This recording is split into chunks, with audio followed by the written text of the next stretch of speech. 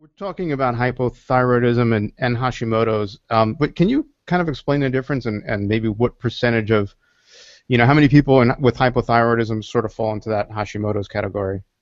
Absolutely. So hypothyroidism is basically a clinical state where you don't have enough thyroid hormone on board inside of your body, and that can be caused by a variety of reasons. So that can be caused if you were born without a thyroid gland, if your thyroid gland was surgically removed, if it was destroyed by radiation, if you had a nutrient deficiency that prevented you from having enough of the active components to create thyroid hormone, like an iodine deficiency, or it could be caused by an autoimmune destruction of the thyroid gland, which is known as Hashimoto's.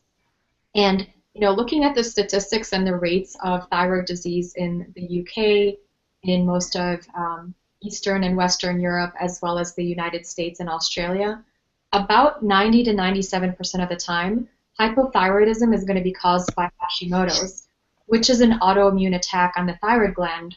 Basically what's happening is the immune system begins to recognize the thyroid gland as a foreign invader or enemy of a sort and starts to launch an attack against it.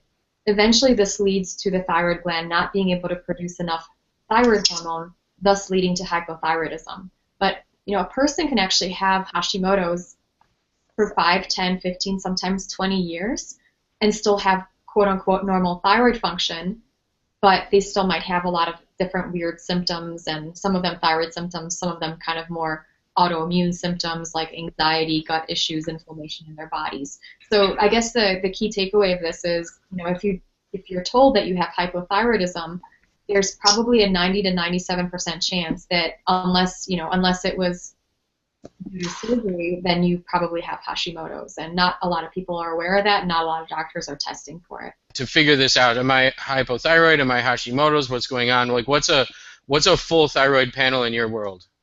So in my world, I would definitely do the TSH test. This is the thyroid stimulating hormone test. And usually if you go to ask to get your thyroid checked, that test will almost always be done. And it's a good test. It can tell you if somebody is very severely hypothyroid. At that point, that TSH number will be elevated.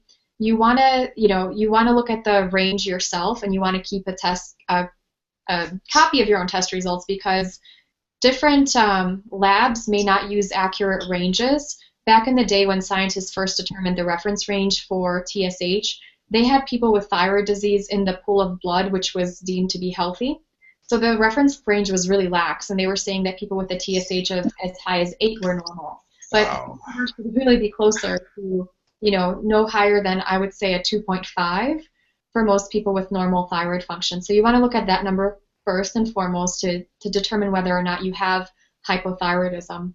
The other labs to look at for Hashimoto's, the two most important labs, in my opinion, are going to be thyroid peroxidase antibodies, TPO antibodies, or thyroglobulin antibodies, which are TG antibodies.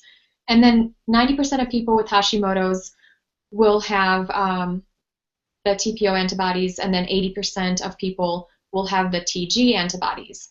And this is kind of the traditional thought that, of everything that I've read until, 6 months ago, that was the case, that most people with Hashimoto's will have these antibodies. And the antibodies are a really great step.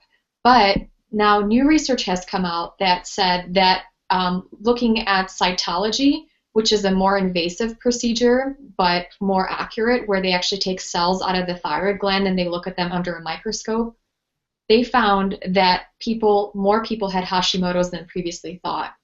So basically what they found is that with using this advanced diagnostic procedure of cytology, they were able to see that only about 50% of people who had cytology positive Hashimoto's actually had thyroid antibodies, the TPO and TG antibodies. So potentially there's a lot of people out there that don't have the thyroid antibodies. So the other test you can do for that is going to be a thyroid ultrasound to look for changes consistent with Hashimoto's, which basically the thyroid would have a different kind of appearance.